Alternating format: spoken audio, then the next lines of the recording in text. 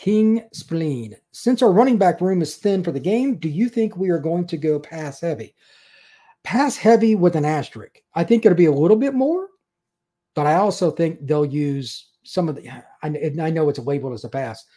When the quarterback gets it in the shotgun and they just kind of fling it forward to the guy that's in motion, that's called a pass. To me, that's a run. The advantage for the offense there is if the handoff in that, if he hands it to him, it's a fumble if the kid drops it. But if he throws it like 2 inches, it's a pass, so it's incomplete. That's why they do it that way. It's an advantage to the offense. I think you'll see a few of those. I also think you will see a bevy of passes within 6 to 10 yards of the line of scrimmage and just screens in general. They're going to look at it like if Georgia eats it up, they eat it up. We're not letting them take it the other way. I might look at, and I can use Pro Football Focus for this, but when you're watching the game, kind of keep a mental note of the following. How often does Brock step back, diagnose, and literally want to throw the ball in the middle of the field, like that 5 to 12 yard window, about where the linebackers are from the football to snap to where the free safety is? That is the target zone for the most interceptions and turnovers in general. Big hits happen there, etc. Quarterbacks in college, like they don't talk about it much, but coaches privately, they do everything in their freaking power to keep their quarterback from throwing that area. The odds of bad things happening are enormous there compared to anywhere else in the field. If he's able to make a few plays there, even if it's a 12-yard in route, maybe it's a slant and a guy makes somebody miss in the secondary for the Dogs, that could be the difference between keeping this close and getting killed. Because if that same pass goes the other direction for a touchdown, it could be trouble. You can't just throw to the perimeter and screens. You got to be able to advance the ball down the field or Georgia will eat you up. Jerry. Brian, will playing a respectful game help us with the future South Florida recruiting? This is a really good question, and it's a very direct answer. Hell yes. Georgia gets a lot of respect in the state of Florida, and they should. They've won the national title the last 2 years, and they've recruited South Florida heavily. Many of the kids that I talk to bring up the SEC constantly. It's the norm. Georgia's at the top of it. Let's just say Georgia wins 21-14. I'm just throwing out a number. If you lose by a touchdown with your third string quarterback, yeah, you're going to gain respect. That's the kind of thing that you can hang your hat on and say, we did this with our third string guy. Now you guys come help us get over the top. Those are common recruiting lines that Coach Bowden, everybody has used. I don't think there's any doubt that Georgia has the ability to beat the bejesus out of Florida State if they let it get out of hand. But at the same time, Florida State, if they can keep it close and doing some of the things we we're talking about a few minutes ago, that's a different deal. Florida State would be able to change the perception of their program because it's one thing to run through the ACC. It's quite another run through the SEC. Playing against two-time defending champions could provide an opportunity. That's a really good question, Jerry. Alpha Papa, how much did we spend for the quarterback? We haven't got one yet. I don't know what you mean by that.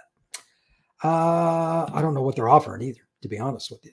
Jerry, do you think the game affects potential portal players to sign with Florida State? It could, but I think a lot of that is just fit individually. Portal kids are usually looking for, like, this is my spot to give myself the best chance to go to the NFL. They elevate your program by osmosis through that. Recruiting, I think, is a little bit different because these are high school kids. They're not as experienced. They have nowhere near as much worldly information.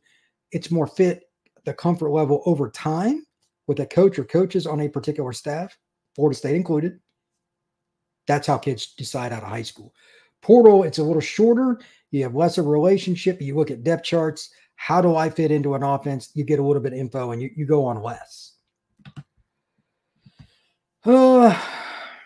Does the team feel sucker punched? As a fan, I haven't felt this down since at least Clemson was in 18, where the team just collapses and the professor became a meme. I don't know if they feel sucker punched. I mean, a lot of guys left for their own personal reasons. A lot of these kids look at it in a different perspective than we do. People like myself in media and fans in general. And then, of course, I'm sure you're talking about getting the snub, that too. Like, there's a lot of different things, but every person, coach or player, trainer, etc., is going to look at this different. There are a lot of different moving parts that went against Florida State headed into this game, but you can also use that as a galvanizing point and uplift yourself. That's on each player. That's on each coach. We'll see how that goes. Let's see. Bud.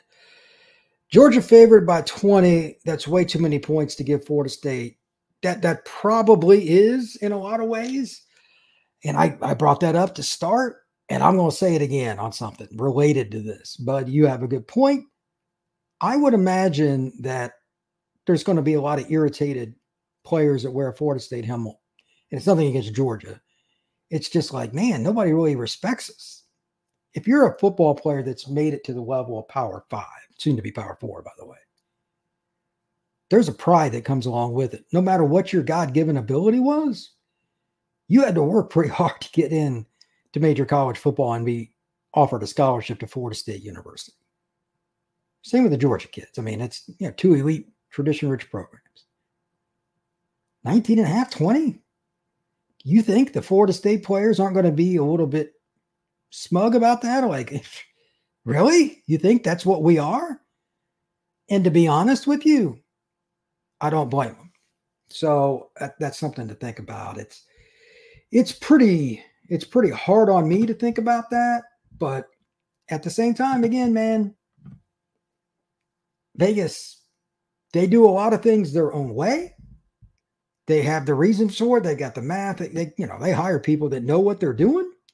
So maybe they know something I don't. I just find it that a team that's 13-0, whether they had opt-outs or not, that seems like a hell of a lot to me. So on that point, I mean, if you want to get into that, here's another good point. Let's just talk about it. FanDuel, if you're going to be betting on the game, check it out, man. NFL's also really getting going because we're up almost to the playoffs. So as the weather gets colder, the NFL offers stay hot on FanDuel right now.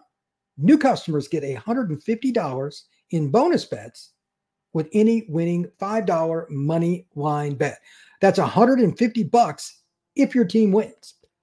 If you're thinking about joining FanDuel, there's no better time to get in on the action. App is easy to use. There's a wide range of betting options, including spreads, player props, over-unders, and more. So visit FanDuel.com/lockedon and kick off the NFL season. FanDuel, official partner of the NFL. All right, here's the deal. I'm still puzzled by the 19.5, and several people have brought this up. I don't know how much this is really going to matter. Maybe I'm overblowing it, but I think it's going to help Florida State for at least a little while. There's nothing like motivation, especially with college-age kids. You know what I mean? It could be with anything, doesn't be football, but college kids get fired up about something, they usually really charge on. That's what they do. So that's just something to think about. Let's see what else we got. King, I am viewing this game as a glorified practice. In some ways, I am too. This is essentially an audition or tryout for the underclassmen. They have a lot to prove. 100%. 100%. Here's the deal. I wrote down, and again, go check it out. The podcast I did yesterday, it was about 10 minutes. That's all it was. It was just the DBs, the young DBs, several guys that are second team that have a chance to play a lot next year, and they got 4 dudes coming in. You put those together, you've got the makings of an NFL roster down the road, like the length, the speed, the height. And you look at the offer list and all that, and I'm just using one spot. There are a lot of other guys. What about Hakeem Williams? What about Brock Glenn? What about any player that they have either just signed and like the guys getting ready to come in? Some of them might have went through practices, whatever, for Florida State that just signed. All those guys gaining this opportunity in some way, shape, or form have a way to use this as a springboard into offseason conditioning. That's first. Very, very important. And then spring ball when it gets rolling in late February or whatever. You have to be able to use this as a motivator to get yourself higher up on the depth chart so you can get more playing time, and for just almost all the players eventually get to this thing they call the National Football League, or what I like to call the not for long. You got to maximize your chances. This game against Georgia, if you want to put good tape out there, this is your spot. Make it happen. Don't be that idiot that screws around here. Be that guy that figured it out and gets on that opportunity to make that one key play. Even if it's just a great block, like a young lineman gets in the game, great block. Tight end gets out in space, sets the edge on a jet sweep. Whatever it is, this is your chance. King, that is one of the best points of today. Congrats on that. That's a hell of a point. Colin Cressy, aside from the QB situation, is the O-line or DB the biggest worry for the matchups? I'm not as concerned about DB as some other people. I'll give that reasoning momentarily. And other people want to comment on this, please. This is open-ended. I want you all as comments. But here's the reason I say it. Take it as you will. Is the O-line or DB more worrisome in his opinion? That's the question Colin has. I say O-line because two reasons. Number one, Georgia just has a lot of talent. That's not a newsflash. Their front seven is usually really good. Backups are talented, blah, blah, blah. Two, and there's no way you can do anything about this, UGA runs what I call, and what the traditional name is, a zero tech at nose guard. They'll have a big guy, it's around 300 pounds, maybe bigger, playing head up on the center. It's not a normal front. It is a true down lineman, like 1988 New York Giants, Lawrence Taylor outside linebacker standing up 3-4 with a pure nose guard. Those don't exist as much, and there's no way to really rep those in practice the same way Georgia does. Either you have literally the same kind of personnel up front, and they use everything differently with how they line up. They play more head up, two gap, where they look on both sides. It's a different responsibility. I'm curious how Florida State's O-line challenge that. Part two, I'm gung-ho on the young DBs. They're going to get beat a few times. But I bet you somebody that's one of the young guys makes a play, and there still are experienced guys playing for the Noles too. Like Cypress can take, if he had a pick six, it wouldn't shock me. He's a good football player. I like Florida State's DBs in this, especially, here's the other part of this, and I'm admitting this is part of the reason that I'm more concerned about the O-line. If Brock Bowers doesn't play, it changes what you can do on the back end of your defense, whether you zone blitz more, whether you play more man, whatever it is you're trying to do. Playing man against Brock Bowers is good luck with that. That's hard because he's a big guy that can run really fast. Rhinos. This Orange Bowl will be the first Florida State game I have voluntarily decided not to watch in 30 years. I mean, if you don't want to watch it, don't watch it. But I think it's actually going to be very interesting because I'm looking at it from a long-term perspective. To each their own. Jerry, do you think this is more of a game to find out how the younger players stack up and areas for their improvements? To a certain degree, like offensively, and again, Florida State should not win this game based on all the opt-outs in the NFL. I'm not debating that.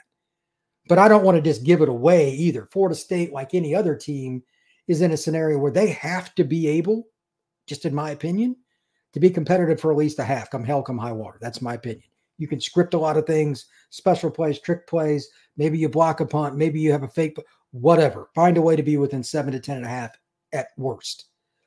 But yeah, I mean, the younger guys, it's a hell of a big deal. You've got to have a lot of ways to win games. All right. It's not just kind of getting it done. You need to get it done in a million different ways in football because it's 3 different levels: offense, defense, special teams. But there are intricacies within that. Maybe one of these freshmen that we haven't seen as much, they had a guy in front of them that was an experienced guy. Maybe they're going to come out and ball. Maybe it's Destin Hill. I have no idea. Somebody's going to be that player. Who is it? To that point, how will the young DBs perform is a question I have for everybody. And this is a big one.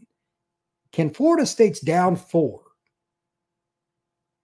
get pressure on Georgia's O-line? Those are a couple questions. We've already went over the Florida State O-line versus Georgia D-line. That's a question I have. Anybody wants to comment on that, please do. All right. Track rat, screw this game. Hey, man, it's going to be better than you think.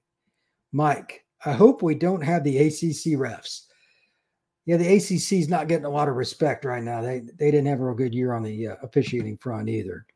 Albert Torres, I can't wait to see Daryl Jackson and Fisk play together. That's something I haven't talked about. And good for Daryl, man. He went through a lot of crap this year. Transfers home to be closer to his mom, and then he doesn't get a play. I mean, that's just crappy. For those of you that haven't seen him when he played at Miami, that is a big dude. And at 6'5 plus, he can move. And I'm not just talking about a head. He can break down, get low, get under some people, even though he's that tall, and cause havoc. That never goes out of style. Jerry, Thanks for the podcast and Happy New Year. Same to everybody out there. Happy New Year to you as well, Jerry. I appreciate you all coming in here and chatting it up with me. Please hit that like button, hit that notification bell. Make this podcast your first each and every day. We are free and available wherever you get your podcasts, Spotify, Odyssey, Google, whatever it is, Apple. Please find a way to check them out. I personally consume podcasts with my iPods in. I walk around, listen to a lot of different podcasts, and it gives me ideas on things. That's something I suggest. If you go walk, if you run, if you lift, check out podcasts, man. It's a great way to do it.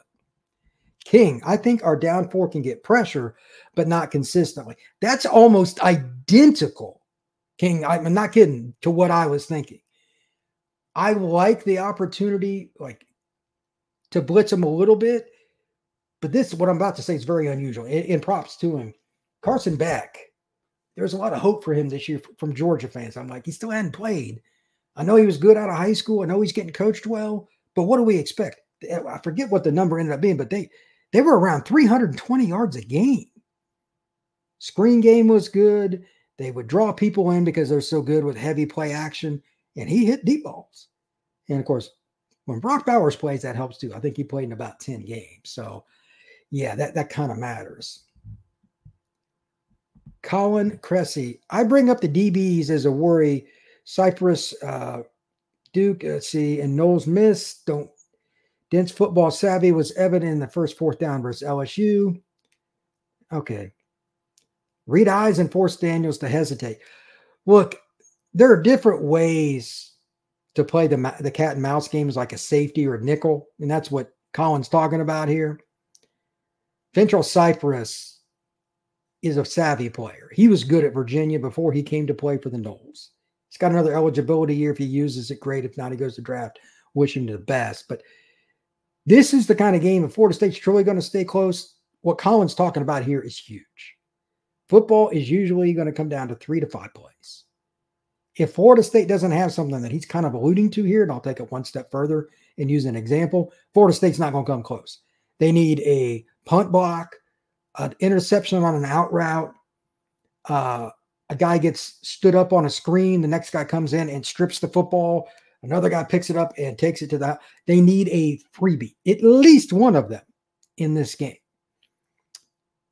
And Colin says he brings up the DBs as a worry, against the run, etc. There's different ways that can happen, but it can go the other direction too. You only need 1 or 2 of those plays, and that's also why I brought up the tackling. It's one thing to give up yards. It is another to give up points. Georgia may eat up the clock, drive down to your 12, and you get a sack on Beck, and you force a field goal from the 21 instead of the 12, and they miss. They chewed up 5 minutes. They didn't score. You need a few things like that to go your way. Georgia's got to help you a little bit. They should win. They should absolutely win. That doesn't mean they will, and it doesn't mean there's going to be a blowout, even if they do. Big plays. Again, I'm just going to throw this out there. For Florida State to be close going into the last 5 to 8 minutes, +2. +2. They have to be +2 in the big play turnover thing. Block punt isn't a turnover, but it's the same thing. It's the biggest play in football when you get a block punt, because that can be the quickest score there is. And it's such a shock, that kind of play, or a punt return, maybe Destin Hill or somebody returns a punt, whatever. If you get that kind of situation going your direction, why can't you win the game and win it big going away? You know what I mean? Like maybe you get 2 or 3 of those. Maybe you found a problem because Georgia's got players missing and you just murder them on special teams. Stranger things have happened. But again, more likely, those kind of plays just keep it close. Florida State is not going to go toe-to-toe with them, throw passes down the field, middle of the field, like we discussed, with a true freshman quarterback that's barely played against UGA and win. They need help. Daddy Noel, who is going to be our locker room guy next year? That's a great question. That's a topic that we can go over numerous times as a show, by the way. Is there anyone on our team who will push the other players to excel in practice and training? This is a kind of question that Norvell will probably get hammered on, and should, in a positive way. I don't mean like negative. between now and the middle of spring ball, which guys develop into leadership roles? I'm going to guess Brock Glenn will be one of them. He has a chance to start at Florida State as a sophomore, depending on how this portal situation works out at quarterback, and he's probably going to be the backup at worst. Therefore, you would assume he's one. Maybe it's Destin Hill, all the things he's been through. Maybe it's somebody like Conrad Hussey I've talked about. He's going to be a sophomore next year. If Ventrell Cypress comes back, I'll but guarantee he will be one. Somebody like Joshua Farmer, if he's truly now bought into being at Florida State, maybe he's got some of the guys around him that he's hung with, that he's passed on knowledge, and one of the other guys that's a backup. I don't know. It could even be a transfer portal player. And that's the really interesting part of this. That happens sometimes. That happens. Like Cam Ward ended up being a transfer to Washington State from Incarnate Word. He ended up being a captain there. And, you know, it's not always the case that you earn that right. It could be a guy that's a backup tight end, but he's great on special teams, is an AB student, does a lot of community work, and he's respected at practice. He could be a leader and catch 2 balls all of the 2024 season. That happens too. You don't have to be a significant contributor statistically to be a leader and or a captain. It's an interesting topic, though. This game might show us, Mr. Daddy Noel, what happens with that. If Florida State doesn't have leadership against Georgia, because there's going to be some down moments. I think we can all safely assume that. If you do not turn the next play into a better play, leadership being a part of it, the chances of failure are very high, meaning the final score on that scoreboard. So that's something to think about. Here's something else. I was looking at the stats, different games and stuff for Georgia over the last month, and this is just kind of random, nothing specific. When they're mentally dialed in, they're really good. But for whatever reason this year, and Kirby was worried about this in his preseason press conference at SEC Media Days in like July. How do you motivate a team that's won 2 national titles in a row? It's a good question. I'm not saying it's Kirby's fault. I'm not sure there was an answer for that. You could tell what he was talking about. He didn't come out and say, I don't expect good things here, but you could tell the body language and what he said. We have an opportunity, but we got to find different, he danced around because he's a smart guy. I don't think they found the formula. If they go out and they see that point spread, and it's around 20 right now, I guess it was 19.5 last time I saw it.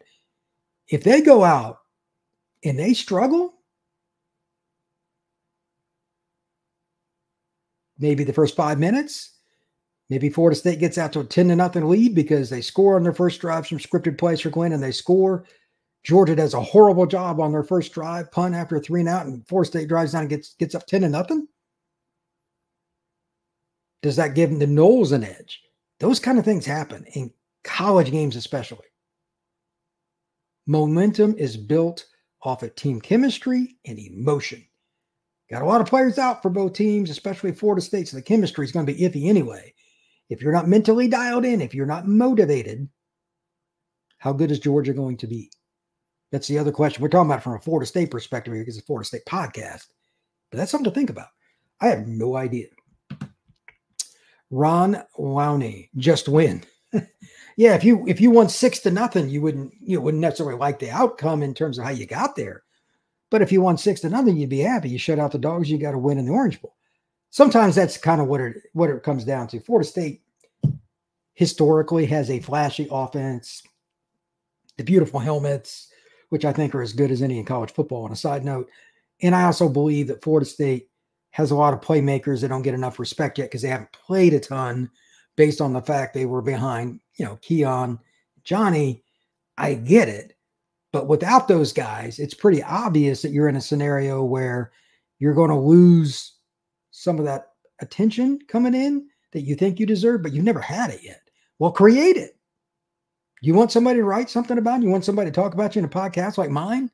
Go out and take, like Destin gets a 12-yard out pattern, spins around, makes a guy miss, goes up the sidelines for 78-yard touchdown or something. Yeah, I'll talk about you. Here's your opportunity to do that. Why not? So that's kind of how I look at it. But that's it. If anybody else has any other questions or any other comments, open it up just to whatever you want to say. Otherwise, I'm gonna wrap it up here in just a second. But again, thank you to everybody that tuned in today. I'm gonna upload this podcast onto the main page here in a little bit. But thank you once again. This is a lot of fun. I really enjoy it, and it's fun being around Florida State people that kind of get the program from a different perspective and are honest. I saw some really good comments today and questions that are realistic. You can't be where Florida State's at with all the players out, being down to your third string quarterback and expecting to win by $1 billion. Some Florida State people are probably doing that, but they're not in this chat. King, Coach Norvell is excellent at getting players to perform above expectation. Let's not worry, Nole Nation.